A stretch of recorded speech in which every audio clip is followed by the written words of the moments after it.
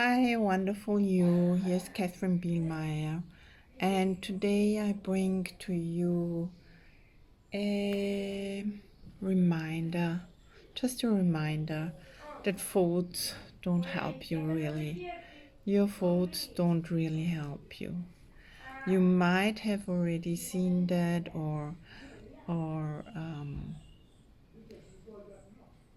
or maybe sometimes you are caught up in that, where your thoughts are telling you big dramas and big films and big horror and big problems, and looking at the little mice thing and making a big elephant out of it, or judging, or feeling guilty, or wanting to fix something, and it is a lot of work.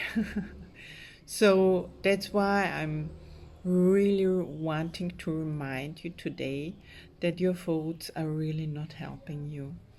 Our confusion comes from the binding ways of one's own thinking.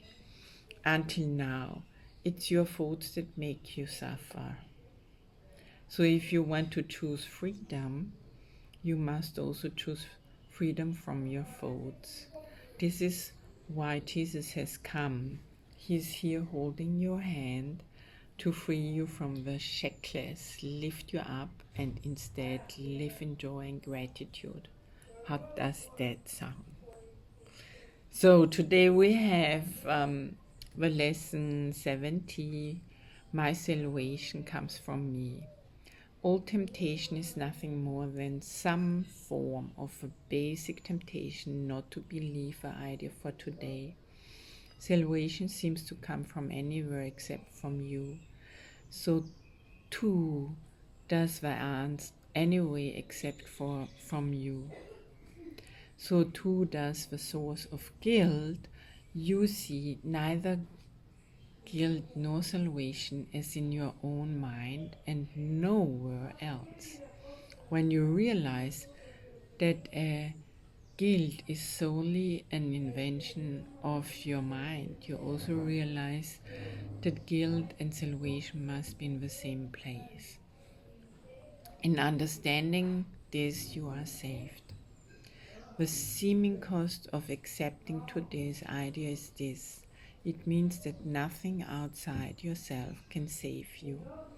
Nothing outside yourself can give you peace, but it also means that nothing outside yourself can hurt you or disturb your peace or upset you in any way.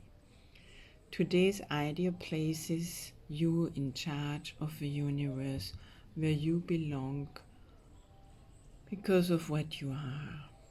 This is not a role that can be passively accepted. And you must truly begin to see that accepting it is salvation. It may not, however, be clear to you why the recognition that guilt is in your own mind entails the realization that salvation is there as well. God would not have put a remedy for sickness where it cannot help. That is the way your mind has worked, but hardly his. He wants you to be healed, so he has kept the source of healing where the need for healing lies. You have tried to do just the opposite, making every attempt, however distorted and fantastic it might be, to separate healing from the sickness for which it was intended, and thus keep the sickness. Your purpose was to ensure that healing did not occur. God's purpose was to ensure that it did. Today we practice realizing that God's will and ours are really the same in this. God wants us to be healed, and we do not really want to be sick.